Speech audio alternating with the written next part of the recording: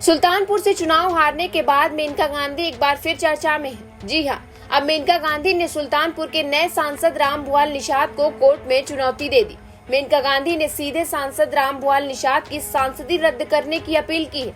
जानकारी के मुताबिक पूर्व केंद्रीय मंत्री और सुल्तानपुर से पूर्व बीजेपी सांसद मेनका गांधी ने लखनऊ हाई कोर्ट में सुल्तानपुर लोकसभा चुनाव में सांसद चुने गए रामभुआल निषाद के चुनाव को चुनौती दी है।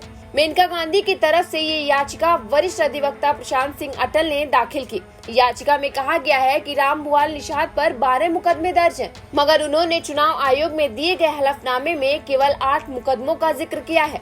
हालांकि चुनाव आयोग की वेबसाइट पर अपलोड हुए एफिडेविट में देखा जा सकता है कि उन्होंने अपने खिलाफ 8 मुकदमों का ही जिक्र किया है। बहरहाल अब बचे 4 मामलों को लेकर मेनका गांधी क्या पोल खोलती हैं, ये तो आने वाला वक्त ही बताएगा। आपको बता दें कि रामभुआल निषाद पहले भाजपा में ही थे, लेकिन बाद में सपा में शामिल हो गए थे। लोकसभा चुनाव में दिए गए शपथ ग्रहण के मुताबिक उनके खिलाफ 8 आपराधिक मामले दर्ज हैं। उनकी उम्र 64 साल है। लोकसभा चुनाव में दिए गए शपथ ग्रहण में उन्होंने अपनी आय का स्रोत कृषि उपज और राजनेता पेंशन बताया। रामभुआल निषाद कौड़ीराम विधानसभा सीट से 2 बार विधायक भी रह चुके हैं। सुल्तानपुर लोकसभा सीट से रामभुआल निषाद समाजवादी पार्टी के कैंडिडेट थे और उन्होंने जो नामांकन पत्र दाखिल किया था उसमें अपने बारे में 8 क्रिमिनल हिस्ट्री उन्होंने लिखी थी। ये 8 केसेस की हिस्ट्री है, जबकि सच्चाई ये है कि 12 केसों में या तो वो आरोपित हैं या जमानत करा चुके हैं या ट्रायल चल रहा है। तो उन्हें पूरी जानकारी थी, उसके बावजूद जानबूझ के एक सही तथ्य छिपाया गया है।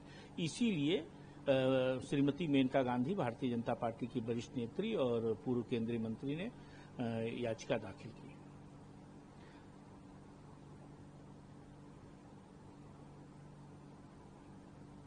किसकी कोर्ट में ये दाखिल की गई है, क्या आगे मामले? माननीय उच्च न्यायालय लखनऊ बेंच में इलेक्शन पिटीशन दाखिल की गई। कल 12:25 पे श्रीमती मेनका गांधी सीनियर रजिस्ट्रार विवेक जी के यहाँ अपीयर हुई हमारे साथ और उन्होंने ये मुकदमा दाखिल किया। Section 100 representation of people act ये कहता है कि अगर गलत तथ्य छिपाकर आपने नामांकन पत्र दाखिल किया तो चुनाव रद्द किया जाना चाहिए और मुझे पूरा विश्वास है कि चुनाव रद्द होगा।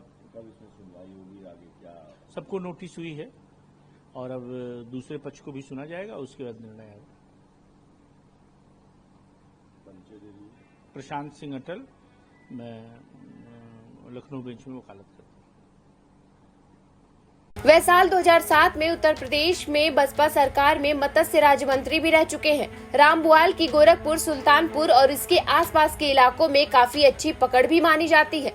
2012 में उन्होंने गोरखपुर ग्रामीण से भाजपा से टिकट मांगा था, लेकिन उनके स्थान पर विपिन सिंह को टिकट दे दिया गया। इस बात से वह भाजपा से नाराज हो गए थे। 2014 के लोकसभा चुनाव में रामभुआल निषाद वर्तमान में यूपी के सीएम योगी आदित्यनाथ के खिलाफ खड़े हुए थे, लेकिन जीत दर्ज नहीं कर पाए थे और तीसरे स्थान पर ही रह गए। इसके बाद उनको बसपा से टिकट मिला था, लेकिन उनके विवादित बयानों के बाद उनका टिकट काट दिया गया।